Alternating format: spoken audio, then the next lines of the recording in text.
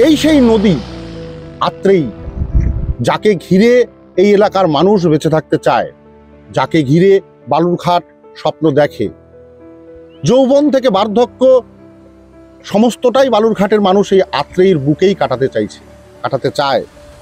কিন্তু মানুষের লোভ এবং দুই দেশের মেলবন্ধনের অন্যতম হাতিয়ার হতে পারার মতো ক্ষমতা রাখা এই আত্রেই আজকে কিন্তু তার জীবন রক্ষার তাগিদে ঢুকছে। সে চাইছে নতুন করে বাঁচতে।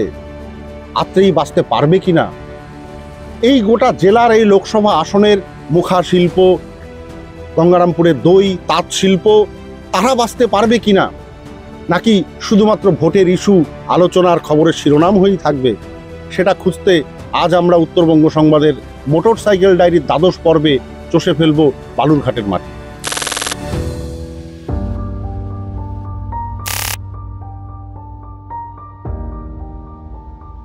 সহজ পাঠের দ্বিতীয় ভাগে রবীন্দ্রনাথ লিখেছিলেন আত্রাই নদীর কথা।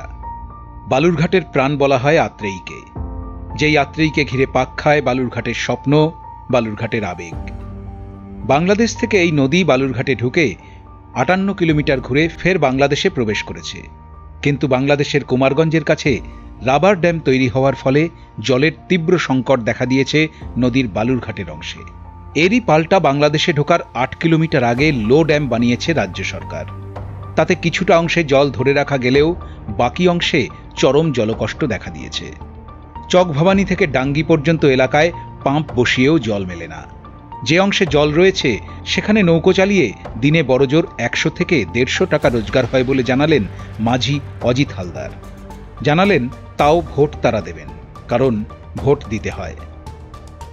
এই কাজের সঙ্গে কতদিন ধরে যুক্ত আছেন?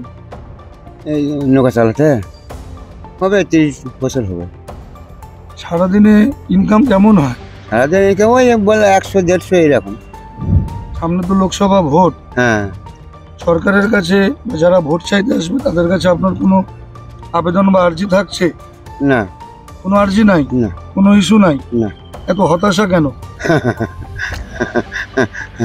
কি বলবো, কোন ভোট তো দিতেই হবে, না যাতে বুঝলি না, দিতেই হবে ভোট। হ্যাঁ, ভোট না দেখে বাঁচা যাবে, ভোট দিতেই হবে।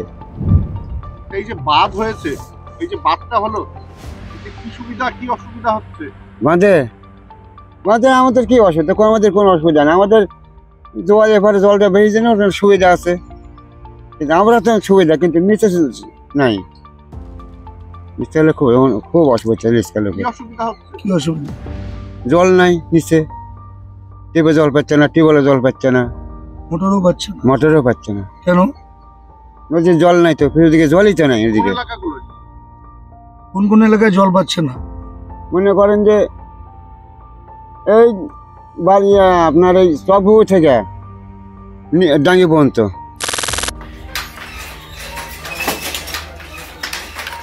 আত্রেইর পাশাপাশি ঢুকছে গঙ্গারামপুরের তাঁত শিল্প। আজও কয়েক ঘর শিল্পী এলাকায় তাঁতের কাজ করেন। বাংলার তাঁত শিল্পের বিপণন ব্যবস্থাটা নদিয়া কেন্দ্রিক হয়ে যাওয়ায় এখানকার তাঁত বাজারজাত করার সমস্যা রয়েছে।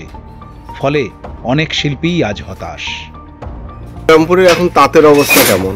তাঁতের অবস্থা খুবই খারাপ। আমরা কোনো সরকারি কোনো অনুদান পাচ্ছি না, আর এখানকার সব কারিগর সব বাইরে চলে যাচ্ছে। দক্ষিণ দিনাজপুরের পরিচিতির আরেকটা দিক হল কুশমন্ডির মুখা শিল্প। কাঠের টুকরোকে কেটে খোদাই করে তৈরি হয় মানুষের মুখাবয়ব। জিআই তকমাও পেয়েছে এই শিল্প, কিন্তু বিপণনের অভাব ধাক্কা দিয়েছে এই শিল্পকেও। এই শিল্পকে নিয়ে গ্রামে তৈরি হয়েছে গ্রামীণ হস্তশিল্প সমবায় সমিতি।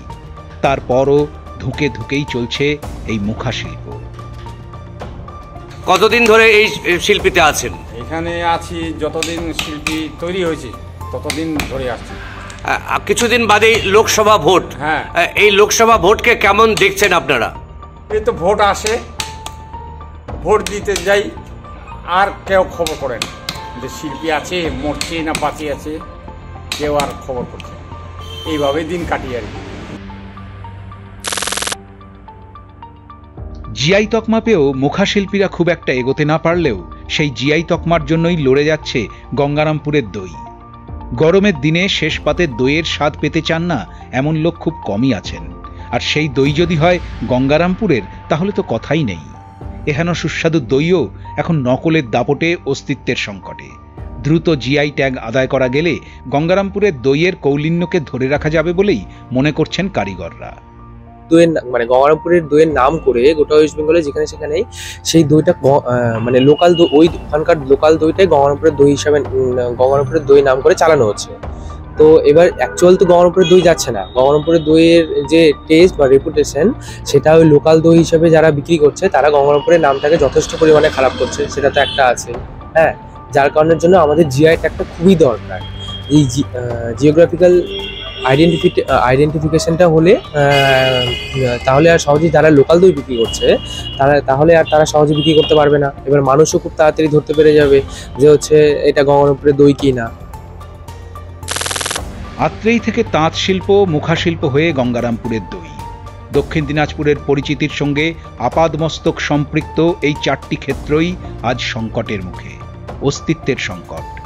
ভোটের পর ভোট আসে, প্রতিশ্রুতির পর আসে আরও প্রতিশ্রুতি, কিন্তু দিন বদলায় না। জলজান্ত মানুষের কথাই যখন রাজনৈতিক নেতা মন্ত্রীদের কানে পৌঁছচ্ছে না, তখন আত্রেই নদীর কথা, কাঠের মুখোশের কথা, এক পাতিল দইয়ের কথা কিংবা তাঁতের যন্ত্রের কথা কেই বা ভাববে? এমন না পৌঁছানো অনেক কথা এবার ছোট ছোট ছোট ছোট টুকরো হয়ে গোটা বালুরঘাট লোকসভা কেন্দ্রের বিভিন্ন জায়গায়, বিভিন্ন কোণায় মানুষের দুঃখ হয়ে ফুটে উঠছে। মুখোশ চাইছে তার বিপণন ব্যবস্থা, তাঁত চাইছে বেঁচে উঠতে, আত্রেই চাইছে একটু জল তার দুকুল ছাপিয়ে যাক। এসব ইস্যু কি বালুরঘাটের লোকসভা নির্বাচনে ছাপ ফেলবে, নাকি আবার আরও একটা নতুন ভোটের জন্য এরা ধুঁকতে থাকবে? সেই কথাগুলোর উত্তর লোকসভা ভোটের ফলাফলেই মিলবে। বালুরঘাট লোকসভা আসনের সর্বশেষ পর্বের একেবারে শেষ বিন্দুতে দাঁড়িয়ে আমি সপ্তর্ষি সরকার এবং আমার সহকর্মী অরুণ ঝা উত্তরবঙ্গের মোটরসাইকেল ডায়েরির 12 পর্ব এখানেই শেষ করব।